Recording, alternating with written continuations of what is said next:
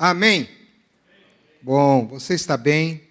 Glória a Deus. Que bom que você está aqui, que bom que nós estamos aqui para mais uma mensagem da série Up. O pastor Silas hoje está pregando numa igreja aqui de Londrina e ele falou para mim assim de manhã, hoje à noite lá vai ser Up. Eu falei, aqui também vai ser Up, pastor.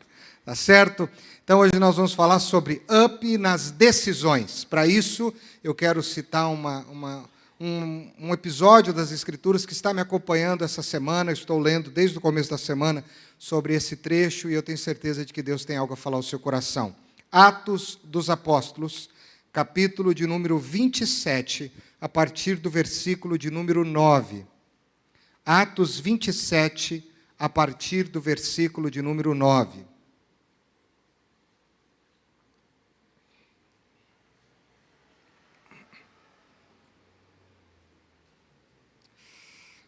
Diz assim, nós vamos ler até o versículo 39, então preste bastante atenção. Tínhamos perdido muito tempo, e agora a navegação se tornara perigosa, pois já havia passado o jejum. Por isso Paulo os advertiu, Senhores, vejo que a nossa viagem será desastrosa e acarretará grande prejuízo para o navio, para a carga e também para a nossa vida. Mas o centurião, em vez de ouvir o que Paulo falava, seguiu o conselho do piloto e do dono do navio.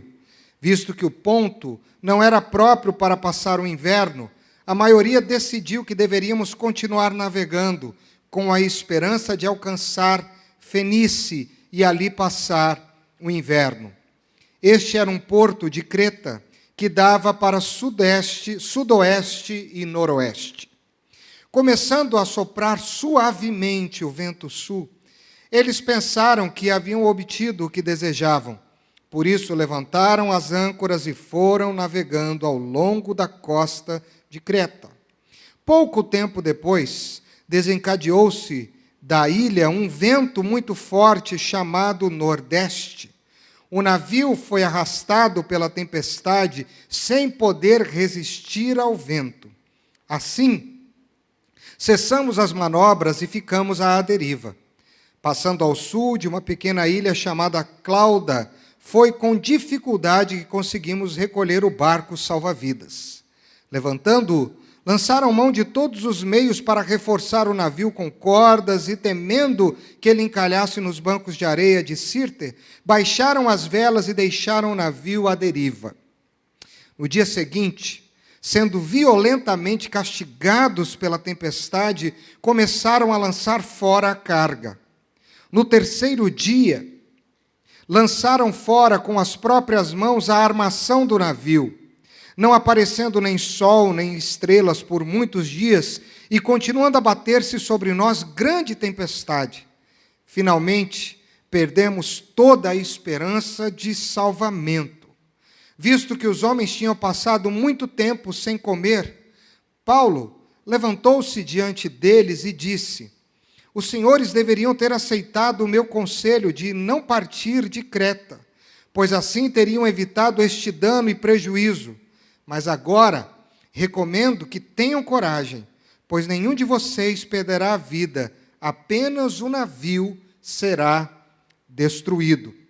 Pois ontem à noite apareceu-me um anjo de Deus a quem pertenço e a quem adoro, dizendo-me, Paulo, não tenha medo. É preciso que você compareça perante César. Deus, por sua graça, deu-lhe a vida de todos os que estão navegando com você. Assim, tenham ânimo, senhores.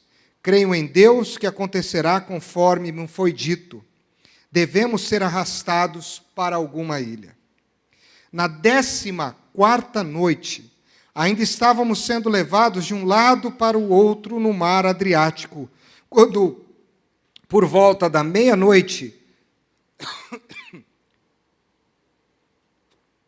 os marinheiros imaginaram que estávamos próximos da terra. Lançando a sonda, verificaram que a profundidade era de 37 metros.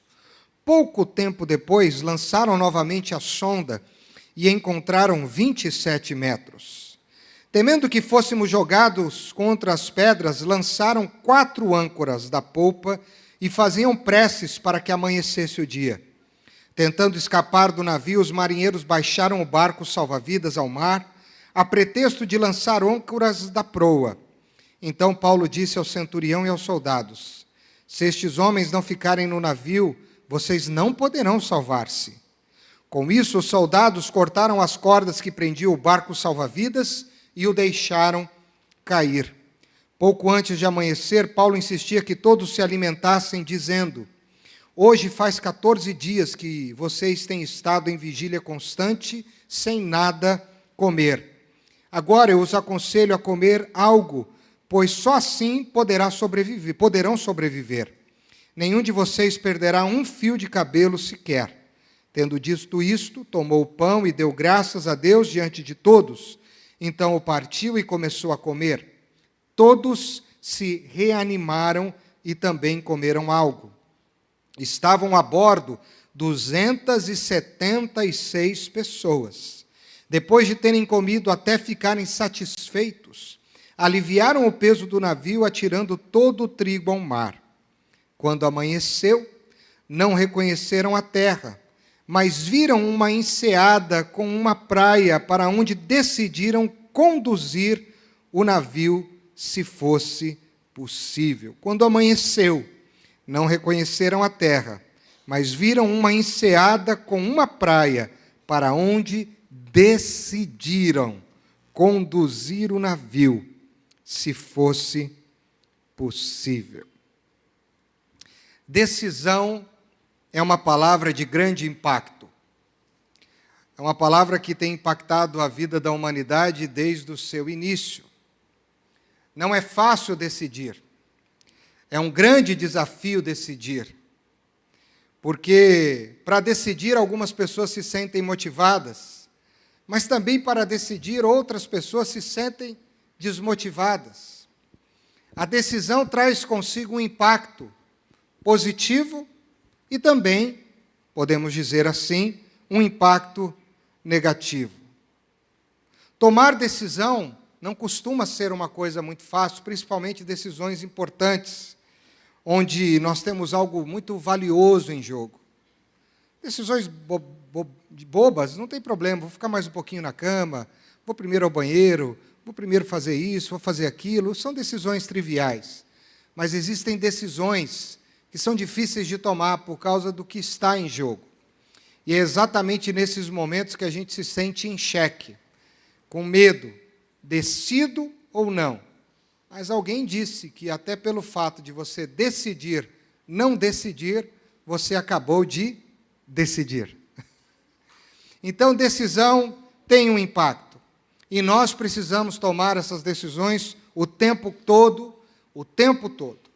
Agora, o que a gente precisa fazer e entender definitivamente é que para nós, que cremos em Deus, nesse processo, nós precisamos de 2 coisas. Nós precisamos ser sensíveis à voz do Espírito Santo. E nós precisamos tentar compreender qual é a vontade soberana de Deus para qualquer processo decisório importante na nossa vida. Precisamos ser sensíveis à voz do Espírito Santo. E precisamos estar atentos e tentar discernir qual é a vontade soberana de Deus para que a gente possa tomar as nossas decisões. O livro de Atos é um livro repleto de decisões. Eu coloquei aí no nosso editorial, se você tem o hábito de pegar. Depois em casa você pode ler, de algumas ocasiões que revelam decisões que foram condicionadas à sensibilidade de compreender o Espírito e a sensibilidade de compreender a palavra de Deus. Por exemplo, quando Jesus está subindo ao céu, ele diz assim para os seus discípulos: permaneçam em Jerusalém, até que do alto vocês sejam revestidos. E então vocês receberão poder ao descer sobre vós o Espírito Santo, e vocês serão minhas testemunhas, tanto em Jerusalém, como em toda a Judéia, Samaria e até os confins da terra. Foi o primeiro texto que nós estudamos aqui nessa série, nesse mês. Atos, capítulo 1, versículo 8. Eles decidiram ficar em Jerusalém. E os que decidiram fizeram a coisa certa, porque nós sabemos que logo no livro de Atos, no capítulo 2, o Espírito Santo desce como uma língua de fogo sobre pessoas de várias culturas, de vários idiomas, e algo formidável acontece. Agora, uma outra decisão é tomada. Pedro decide aproveitar um momento e começar a pregar a palavra. Orientado pelo Espírito, discernindo a vontade soberana de Deus, Pedro prega com ousadia. E naquele dia, 3.000 pessoas se convertem ao Evangelho santo e poderoso de Jesus Cristo. Depois tem a decisão daquelas pessoas gentílicas que tinham as suas culturas e os seus deuses de abandonarem as suas práticas religiosas e seguirem a Jesus como seu único e suficiente Salvador. Que decisão linda que essas pessoas tomaram, decisiva para a vida delas. E isso trouxe muitas coisas, e a gente pode ler isso no livro de Atos. Que não dizer da decisão de Pedro e João quando vão ao templo e eles percebem, esses dias eu falei sobre isso aqui na Quarta da Vitória, que eles não tinham absolutamente nada, nenhum tostão furado, e o paralítico pede uma esmolinha, pelo amor de Deus. E eles, sem nenhum tostão, tomam uma decisão, sensíveis ao Espírito e à vontade soberana do Senhor, dizendo assim, isso está no capítulo 3, nós não temos dinheiro hoje esquecemos a carteira em casa, mas o que a gente tem, a gente dá, a gente quer compartilhar o que a gente tem fé, e o que a gente tem, a gente te dá de graça, em nome de Jesus, o Cristo levanta e anda, e no nome de Jesus, que Pedro e João partilham, aquele homem se levanta e anda. Que ousadia, que decisão ousada. Olhando para o capítulo 6 de Atos, nós temos um homem que se levanta dentro dessa comunidade e que não consegue conviver com a hipocrisia dos religiosos, e ele se levanta e toma uma decisão, eu preciso falar. E ele decide então falar, e esse homem se chama Estevão. E Estevão prega a palavra com muita propriedade, com muita seriedade, com uma autoridade espiritual tremenda, a ponto de incomodar aqueles homens que eles rangem os dentes, que eles gritam, que eles não conseguem suportar. E ele, mesmo tendo toda uma conspiração contra ele, mesmo sofrendo tudo o que ele sofreu, ele fica até o fim.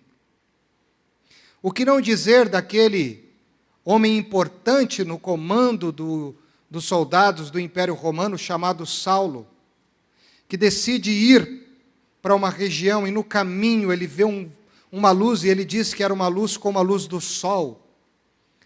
E aquela voz fala com ele, e ele diz, quem és tu, Senhor? E ele diz, eu sou o Cristo a quem você persegue. E aí Jesus diz, eu vou fazer você um homem diferente. E naquela situação, a caminho de Damasco, Paulo decide abandonar sua prática de judaísta ou judaizante e se rende ao senhorio de Jesus Cristo. Que decisão linda! Que decisão linda dos discípulos enfrentando o status quo religioso que ficava confrontando aquilo que era evidente e latente na vida das pessoas a partir do Evangelho. Que ousadia e que decisão bonita as primeiras incursões missionárias, Paulo saindo para outras nações e pregando a palavra de Deus, Paulo se aliando a Barnabé e a outros para pregar a palavra de Deus. Que decisão importante o dia que eles, por causa de um jovem chamado João Marcos, decidiram cada um seguir o seu caminho, e aí eles se espalharam em duas grandes frentes missionárias. E aí eu poderia dizer, o livro de Atos é um livro que condiciona esses dois elementos decisivos: sensibilidade ao Espírito e sensibilidade à vontade soberana de Deus. E isso é muito lindo quando a gente pode ler o livro de Atos e a gente fica totalmente envolvido com a história, a gente fica envolvido com o que a palavra de Deus nos diz. Agora, o que a gente precisa entender? A gente precisa entender que nós escolhemos o destino da nossa viagem. Todos nós escolhemos o nosso destino. Quando você entra hoje é muito fácil Quando você não sabe o lugar, você já entra no carro, já liga o seu aplicativo, o seu Waze, você coloca o seu destino. Se você não está com o seu carro e precisa ir de Uber, ou de qualquer um desses aplicativos que você pega um carro, você coloca o seu destino. Todos nós escolhemos o destino que nós queremos chegar. Agora, muitas vezes, aonde a gente quer chegar também é determinado pelo caminho, pela forma, pelo trânsito que nós estamos seguindo. A Bíblia diz que o coração do homem faz planos, Provérbios 15, mas a resposta certa vem de quem? Vem dos lábios do Senhor. Paulo tinha uma decisão no seu coração. Depois de tudo que ele passou, depois de tudo que ele fez pelo Evangelho, ele tinha vontade de voltar para Roma. Paulo tinha vontade de chegar até Roma. E Deus sabia disso. E Paulo constrói a sua vida em cima desse planejamento.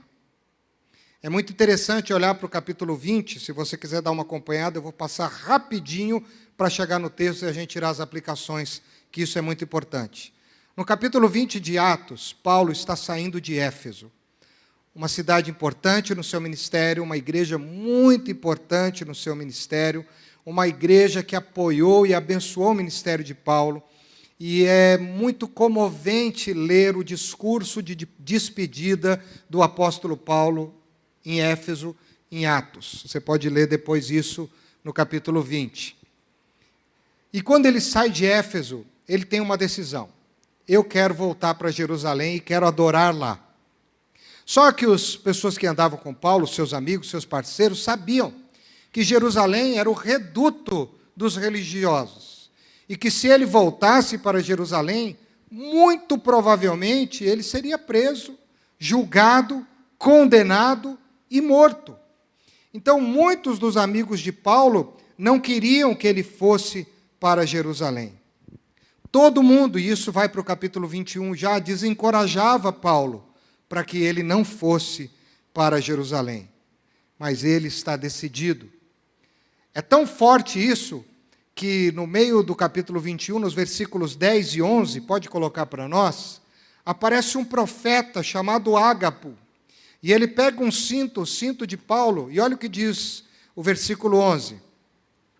Vindo ao nosso encontro, tomou o cinto de Paulo e, amarrando as suas próprias mãos e pés, disse, assim diz o Espírito Santo, desta maneira os judeus amarrarão o dono deste cinto em Jerusalém e entregarão ele aos gentios. O cinto era de Paulo. Ágapo está dizendo que a pessoa proprietária daquele cinto vai ser presa, vai ser entregue nas mãos dos religiosos em Jerusalém. O versículo 12 é muito interessante. Quando nós ouvimos isso, nós e o povo dali, Lucas é o que está narrando o fato, rogamos a Paulo que não subisse para Jerusalém. Versículo 13. Então Paulo respondeu, por que vocês estão chorando e partindo o meu coração? Imagina a cena. Estou pronto não apenas para ser amarrado, mas também para morrer em Jerusalém pelo nome do Senhor Jesus. Versículo 14. Como não pudemos dissuadi-lo, desistimos e dissemos, seja feita a vontade do Senhor. Paulo havia tomado uma decisão. Eu vou para Jerusalém. E mesmo tendo todos esses elementos, questionando a sua decisão, ele ficou firme na sua decisão. Eu quero voltar para Jerusalém. Você está comigo? Amém? E aí, quando ele vai para Jerusalém, ele quer fazer uma coisa que ele não fazia há muito tempo, ele quer ir no templo, orar, adorar, oferecer sacrifícios a Deus, ele quer ir ali exercitar a sua fé. E quando ele está lá no templo orando, buscando a Deus, os religiosos começam a ver que aquele era Paulo, as pessoas que estavam com ele saem de lá, contam para os seus superiores, eles vêm e acabam prendendo ele. Isso acontece no capítulo de número 22. E eles acabam acusando Paulo de motim contra a religião judaizante. É tão forte o sentimento do povo em relação a Paulo, que olha a expressão do povo no capítulo 22, versículo 36, contra Paulo. Mas Paulo tinha decidido voltar para Jerusalém. Capítulo 22, versículo 36. Olha o que o povo vai dizer. Aliás, capítulo 21, 36. Obrigado, Silvana. A multidão que o seguia continuava gritando: acaba com ele. Ou seja, arranca o couro dele. Vamos matar esse cara. Esse homem não pode ficar entre nós. Acaba com ele. Mas aí ele se levanta, ele tenta se defender, ele fala várias coisas, mas não consegue. E aí decidem mandar ele para o Sinédrio, que era formado por um grupo de 70 autoridades, que iam discutir o caso do apóstolo Paulo. Mas colocam sobre a tutela de Paulo um centurião chamado Cláudio Lísias. Esse homem foi uma bênção na vida de Paulo, porque esses religiosos queriam matá-lo. E enquanto Paulo estava preso, o pessoal descobriu que eles iam fazer uma invasão na prisão, dali a alguns dias, e iam matar Paulo. E aí alguém foi lá até a prisão. Você está comigo ou não? Está acompanhando a história? E aí diz assim lá para o Cláudio Lísias: vai ter um motim aí, vai trazer prejuízo para a tua delegacia aqui, para a tua cadeia, vamos dizer assim. Os caras vão vir aqui, querem matar o Paulo. E aí Cláudio Lísias, percebendo que aquilo estava acontecendo, ele tira Paulo de lá e decide levar Paulo para o governador. Diz: eu não quero ficar com esse embrolho na minha mão, vou levar Paulo para uma instância superior. E decide levar Paulo para o governador chamado Félix. Félix, quando escuta a história de Paulo, leia depois, gente, é muito legal, é muito envolvente, você vai gostar muito de ler esses capítulos. Paulo está dizendo da experiência dele de conversão, que ele só quer fazer o bem. E aí Félix decide o seguinte: tá bom, nós não vamos te julgar ainda, você vai ficar aqui em prisão domiciliar, sem tornozeleira eletrônica. Você vai poder receber seus amigos, só que você vai ficar preso. Você vai poder receber quem você quiser, mas você vai continuar preso. E ele ficou preso por 2 anos. Só que aconteceu uma coisa: Félix foi transferido depois de 2 anos, e quem assumiu o governo no lugar de Félix foi Festo, como governador. E aí, Festo tem que ouvir de novo toda a história, e ele não dá conta. Porque a coisa, não sei se você está percebendo, ninguém quer pegar o caso, vocês estão percebendo ou não? Ninguém quer colocar a mão nisso, e está passando para um, está passando para outro, e Paulo está lá, porque ele tomou uma decisão. E aí, Festo não sabe o que fazer, então Paulo diz o seguinte: então, já que você não sabe o que fazer, eu sou um cidadão romano, então me joga para uma instância superior ainda. E aí, no capítulo de número 25, Paulo diz assim: eu quero ir para uma instância superior, versículos 11 e 12. Eu apelo a César. Capítulo 25, versículo 11. Eu apelo para César. Ou seja, só César vai poder resolver meu problema. Aí é interessante o versículo 12, que Festo diz assim: se você declarou apelo para César você irá. Né? Porque foi também um alívio para Festo não ficar com Paulo. E aí o que acontece? Quando isso acontece, Paulo então é encaminhado para um grupo de prisioneiros que vão para Roma. Como eles estavam numa região do outro lado, precisavam cruzar o mar Adriático, então vão de navio. E Paulo entra dentro desse barco de prisioneiros com 276 prisioneiros. E aí a gente chega na nossa história. A gente chega no versículo 9 do capítulo 27. Paulo queria ir para Jerusalém. E essa decisão dele gerou essas consequências. Mas ele também queria ir para Roma. E quem estava em Roma? César estava em Roma. Quando a gente toma a decisão, a gente precisa entender que toda decisão tem um impacto. Eu disse isso no início. Toda decisão. Paulo sabia do impacto da sua decisão de voltar a Jerusalém. Ele sabia que ele poderia ser preso, ele sabia, inclusive, que ele poderia morrer. Mas Deus já havia dito para Paulo que ele ia para Roma. Então, ele tinha uma palavra, uma promessa, que deu coragem e ousadia para ele passar pelo que passou, sem titubear. Ele queria ir para Roma. e ele foi para Roma, só que aí entra esse episódio do naufrágio. E aí eu quero tirar algumas lições desse naufrágio para a gente poder dar um up nas nossas decisões, entendendo que toda decisão tem um impacto, e acabamos de citar aqui por que Paulo foi parar nesse navio e por que ele está sofrendo no meio desse naufrágio todo e quase perdeu a sua vida. Primeira coisa que a gente precisa entender, isso está dos versículos 9 a 20 do capítulo 27. Você precisa decidir a estar atento aos sinais que Deus te dá. Decida estar atento aos sinais de Deus. Se a gente quer dar um up no nosso processo de decisão, a gente precisa estar atentos aos sinais de Deus. No versículo de número 10, do texto que a gente leu, quando eles embarcaram, havia um comandante, havia um subcomandante, mas quando Paulo percebeu que eles estavam querendo ir para um lado, Paulo os alertou e disse: senhores, a nossa viagem será desastrosa. Isso vai acarretar grandes prejuízos e consequências. É melhor a gente tentar reavaliar essa viagem. É melhor a gente tentar reavaliar esse processo.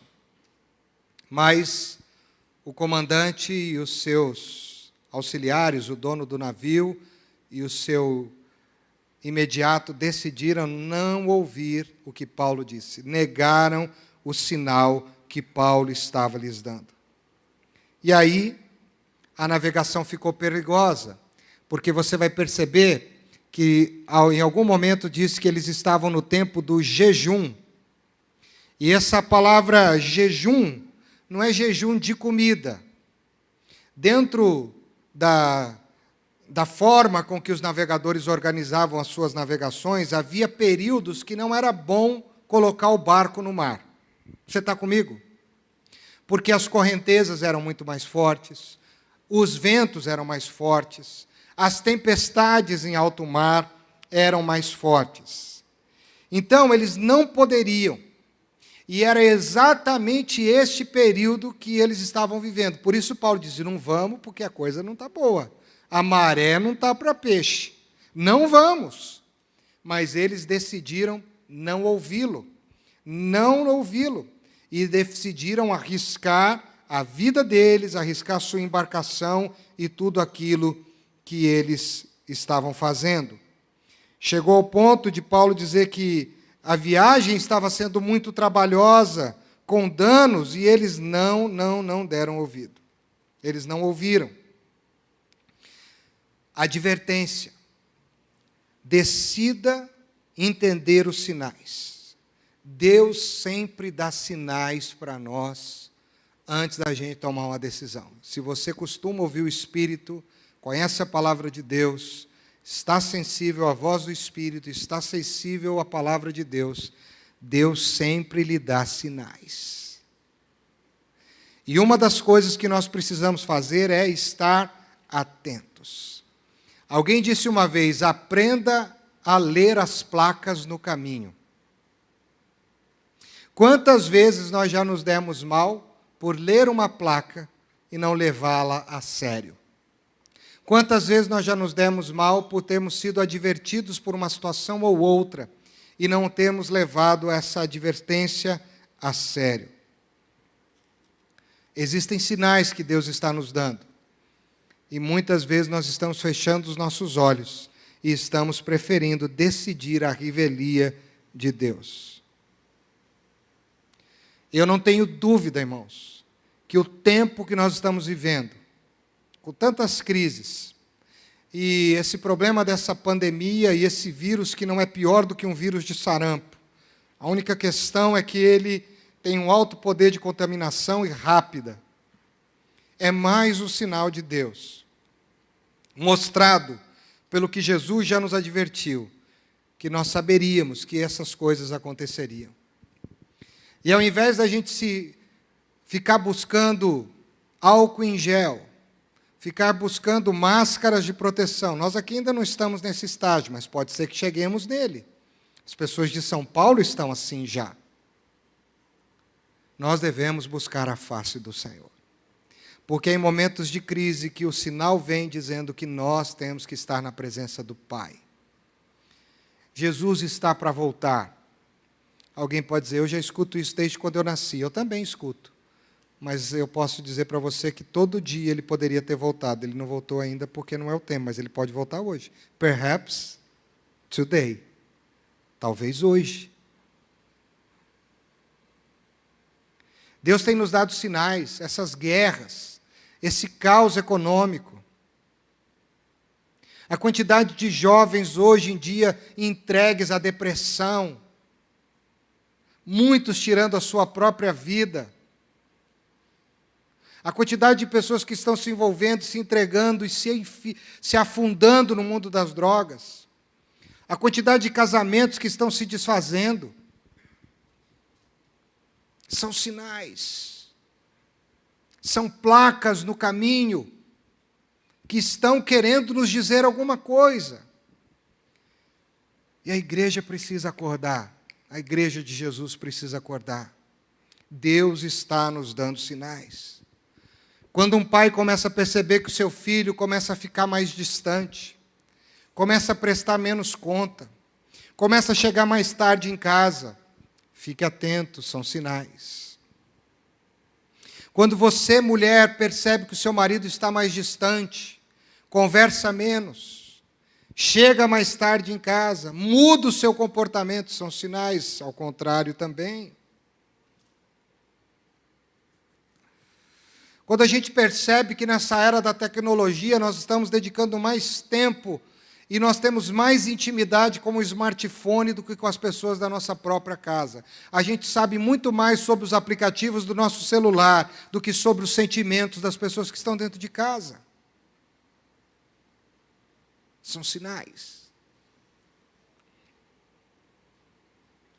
E não faça como o comandante fez.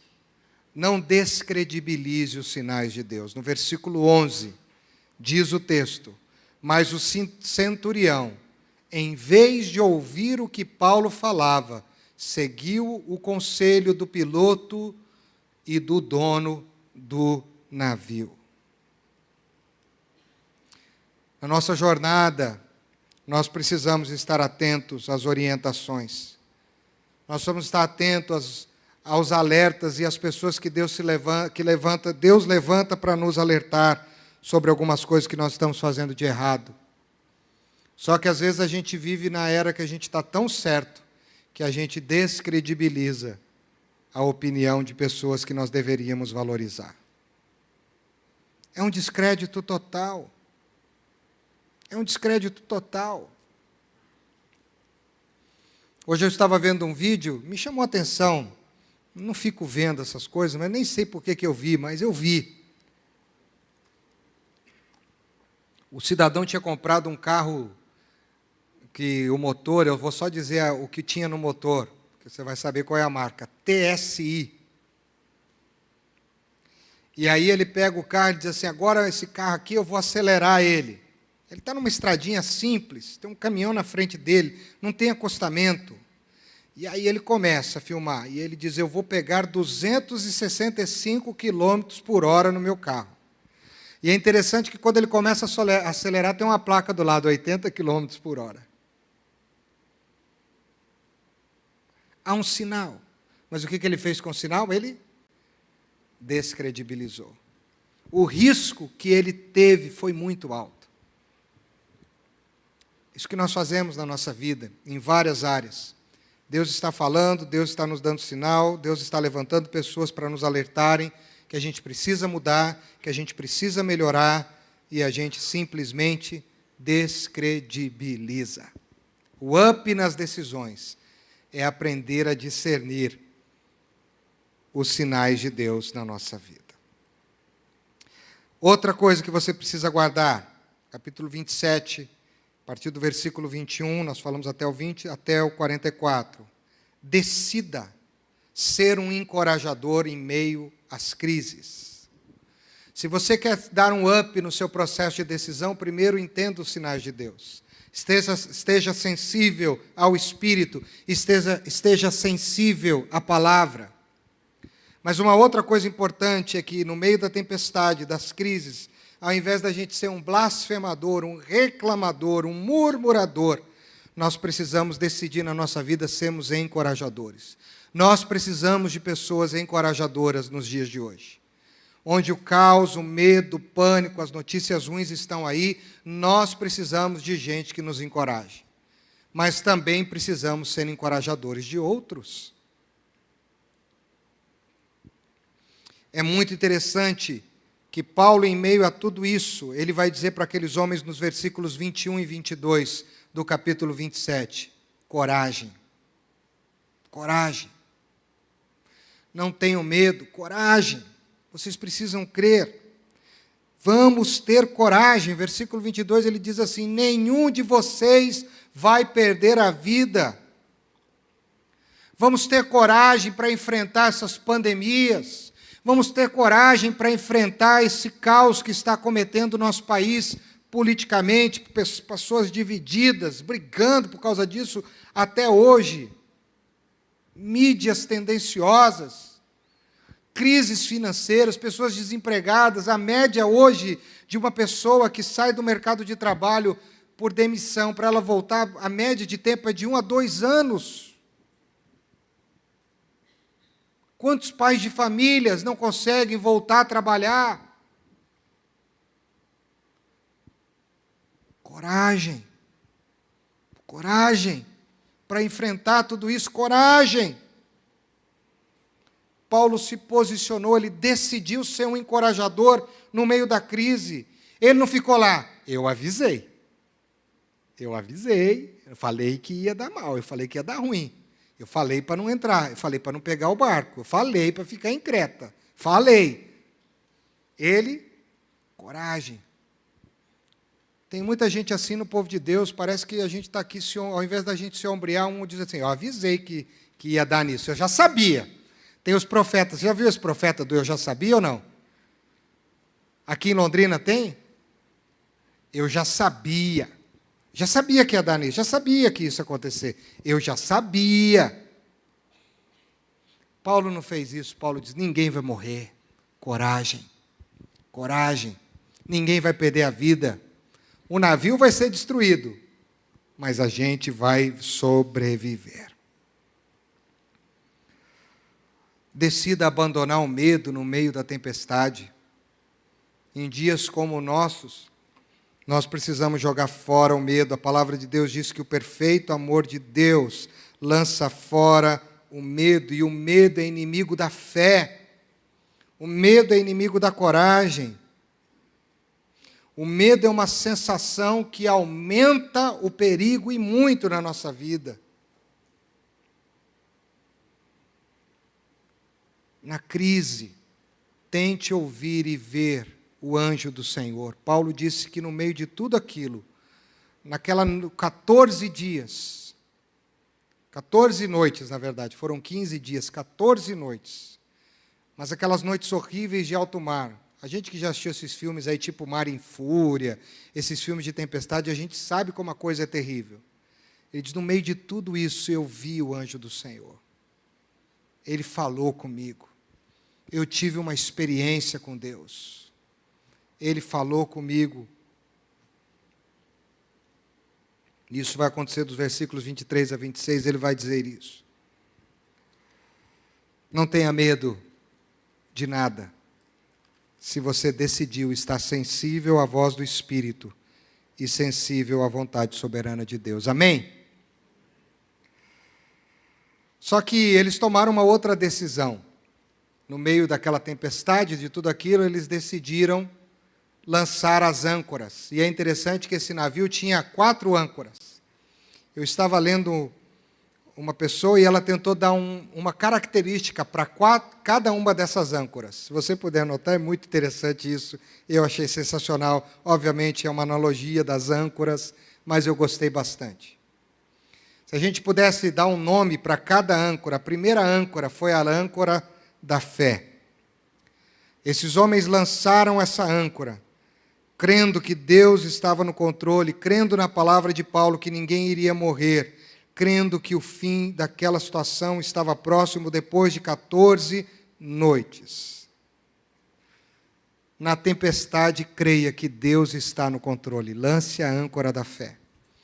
Quando a pastora Edmeia Williams veio aqui, quem assistiu a Edmeia Williams? Deixa eu ver. É um grupo pequeno. Mas eu quero te aconselhar a entrar na internet e assistir algumas mensagens dessa mulher, que para mim é uma profetisa séria de Deus na nossa geração. Ela disse, quando ela estava começando o trabalho no Morro Dona Marta, no Rio de Janeiro, e ela deve ter contado um pouco disso aqui na igreja, quando ela veio, teve um incêndio na favela. E foi muito interessante que aquele barraco que ela construiu era para cuidar das crianças e dos pobres. Cuidava das crianças com apoio médico, dava um pouco de ensino para as crianças e cuidava das pessoas com cestas básicas e outras coisas mais. E, aliás, não foi um incêndio, foi uma tempestade, foi uma chuva. E aquele barraco foi o único que caiu. Aí ela falou assim, oh meu Deus, só o nosso barraco que caiu? Isso é uma história verídica. O Senhor não derrubou nada, a gente está fazendo bem aqui, agora só o nosso barraco que caiu. Aí ela disse que Deus falou assim, eu precisei derrubar o barraco para construir um prédio de 3 andares. E foi exatamente isso que aconteceu. Se eu não derrubo o barraco, você não ia ter coragem de desfazê-lo para eu construir o prédio de 3 andares. Eu precisei derrubar o barraco para construir um prédio de 3 andares. Precisamos lançar a âncora da adoração. Achei interessante essas metáforas. Primeira da fé, na adoração. Paulo estava ali encorajando as pessoas, Paulo estava tendo experiências com Deus, Paulo estava na presença de Deus, ele estava adorando ao Senhor, e por isso que no meio da tempestade ele conseguia ouvir a voz de Deus, e não o vento, nem o pânico, nem o grito das pessoas, nem o desespero, ele estava em intimidade com o Pai. Precisamos lançar a âncora da oração. Eles começaram a orar de madrugada, depois que Paulo falou, mandou eles comer, e eles começaram a orar, e a madrugada foi passando, e chegou a manhã, e aí quando amanheceu, eles viram a terra. Precisamos lançar a âncora da certeza, a certeza de que por mais que a gente passe por dificuldades, todas as coisas cooperam para o bem daqueles que amam a Deus. E aí eu quero concluir, falando sobre a última decisão nesse app. Precisamos decidir estar atentos aos sinais de Deus. Precisamos estar atentos a sermos encorajadores. Mas nós precisamos decidir ser encorajados pelas promessas de Deus. Você tem que ser um encorajador, mas também você precisa decidir ser encorajado pelas promessas de Deus.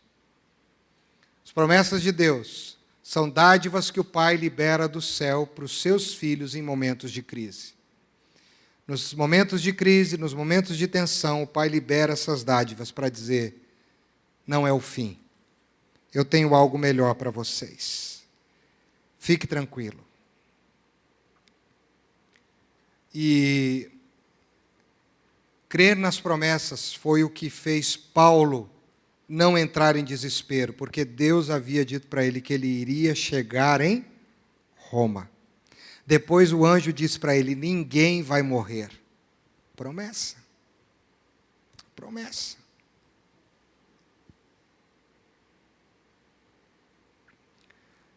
E crer na promessa é bem diante da dificuldade e da impossibilidade, porque crer em promessa na possibilidade é muito fácil.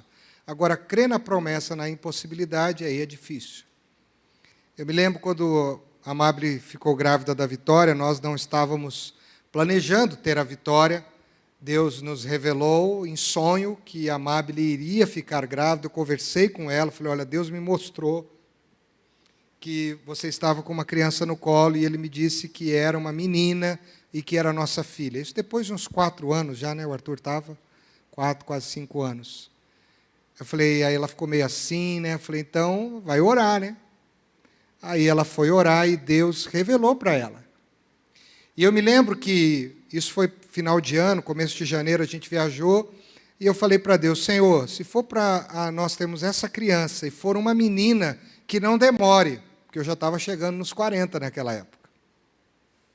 Então, se for para engravidar até março, Senhor, coloquei isso para Deus.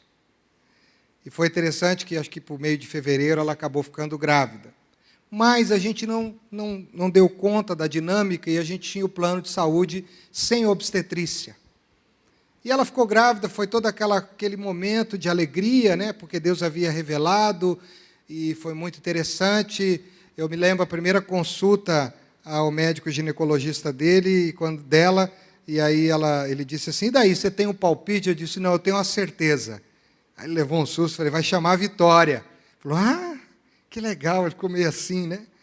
Mas ele fez o parto da Vitória. E eu me lembro, então, que aí eu descobri que a minha Unimed não ia dar cobertura, porque depois que ela engravidou, não adiantava colocar a obstetrícia, porque aí já não teria a manutenção do plano. E foi um desafio para nós, um desafio para a nossa família, aquele receio, né?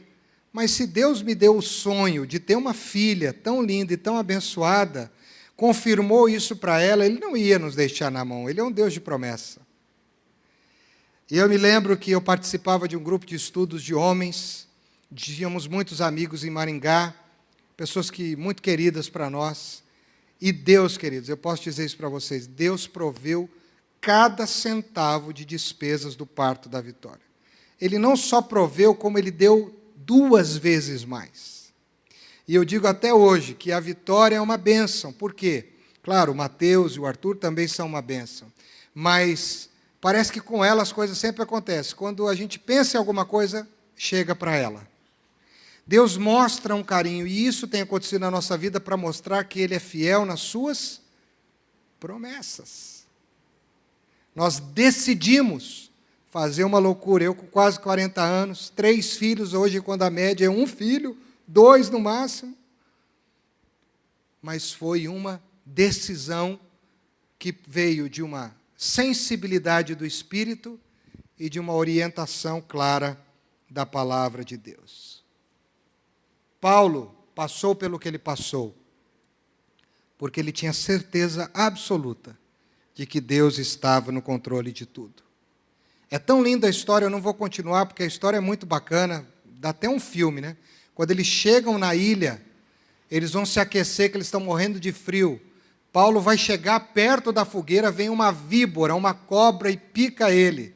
E ele chega com a cobra pendurada no braço. Você imagina a cena?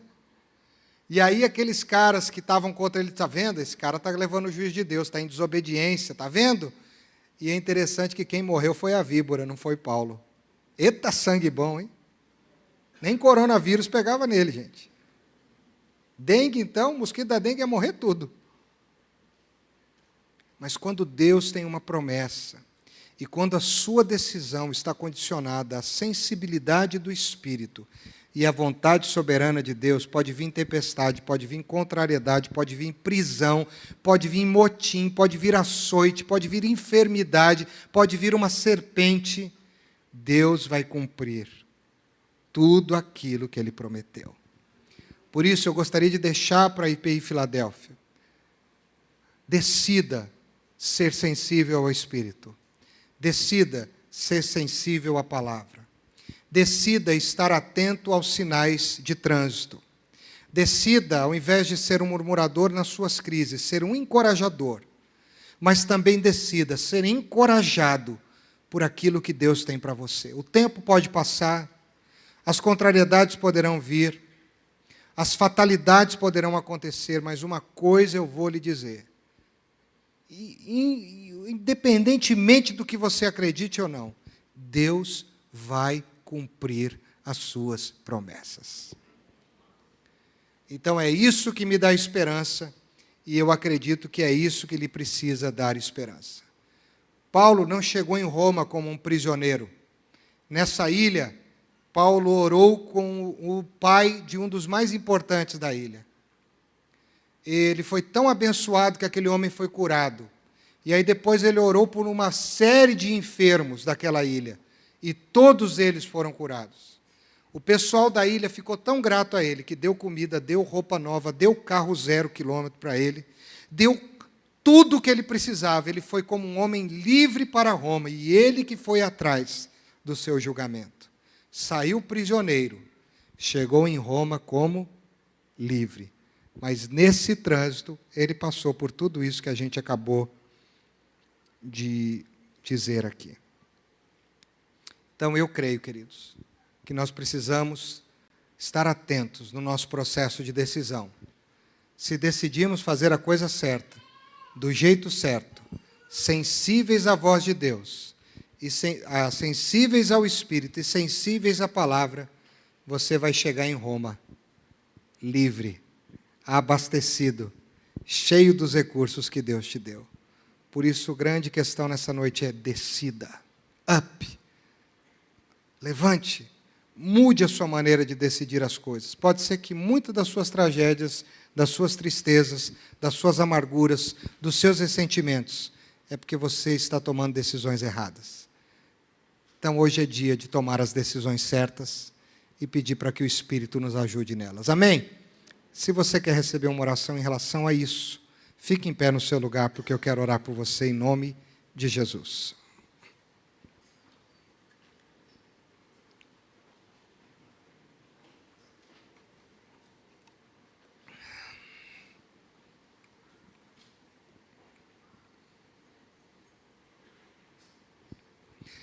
Pai, muito obrigado por esta palavra que tanto falou ao meu coração. Obrigado porque isso aqui, Senhor, não é uma história de contos de fadas, mas é uma história verídica, uma história com testemunhas, uma história relatada de forma escrita, uma história lembrada de forma verbal, uma história marcada na eternidade. Obrigado, Senhor, porque Paulo foi um homem que decidiu sobre a sua vida na sensibilidade do Espírito e no discernimento da Tua vontade soberana. Nós reconhecemos que muitas vezes, por causa da nossa ansiedade, da nossa pressa, do nosso descuido, da nossa irresponsabilidade, nós erramos nas decisões, erramos muito. E muitas vezes algumas coisas que nós estamos sentindo hoje no nosso coração é fruto de decisões erradas. Rancores, amarguras, ressentimentos, julgamentos, desânimo, abatimento. É fruto de decisões erradas. Por isso, essas pessoas que estão em pé, assim como eu aqui estou em pé, nós queremos te pedir que o Senhor venha curar o nosso processo de decisão. Que o Senhor venha nos ajudar a endireitar nossas veredas. Que o Senhor venha, Deus, nos dar discernimento para entender os sinais de trânsito, os sinais que o Senhor tem nos mostrado e que muitas vezes nós temos ignorado. Confessamos que às vezes pessoas vêm que nos amam, pessoas que nos querem bem, pessoas que se preocupam com a gente, e elas até querem nos alertar, mas nós simplesmente as descredibilizamos. Julgamos, nos sentimos perseguidos, nos sentimos, Senhor, vítimas, quando na verdade não somos vítimas de nada, porque somos pecadores, somos falhos, somos limitados. Hoje é dia de uma oração consciente, hoje é dia de uma oração mais racional, hoje é dia de uma oração para dizer que nós falhamos sim, quando ignoramos os sinais que o Senhor nos dá. E pode ser que hoje nós estejamos com alguns comprometimentos na nossa vida, por causa de decisões erradas que tomamos lá atrás. Mas assim como o Senhor abençoou a Paulo, e foi longo o trânsito dele, de Éfeso até Roma, e embora ele tenha passado pelo que ele passou, o Senhor não o desamparou. Ele sofreu, ele apanhou, ele foi insultado, ele foi enxovalhado pelas pessoas que estavam perto deles, mas ele conseguiu, Senhor. Então nós queremos aqui em nome de Jesus, nos ajude, porque nós queremos tomar posse das Tuas promessas, e alguns aqui têm promessas lindas. Então decida, meu irmão, nessa noite a não abrir mão das promessas de Deus na tua vida. Decida credibilizar o que Deus tem dito para você. Não importa se você saiu do rumo, não importa se você tomou a decisão errada, confie nas promessas, porque elas se cumprirão. E juntamente com as promessas virão todos os recursos, virão todos os subsídios, para que eu e você possamos desfrutar delas. Deus não se esquecerá de nenhum só dos seus benefícios. Por isso anima a tua igreja, anima a minha vida, anima a vida de cada pessoa que está aqui, de cada pessoa que está nos assistindo agora, a não entregarmos o ponto e decidirmos a ficarmos firmes, porque nós vamos cumprir o destino e o plano que o Senhor tem para cada um de nós. Abençoa esta igreja, abençoa cada vida, cuida de nós, é a nossa oração, no nome de Jesus. Se você crê, diz amém. Amém.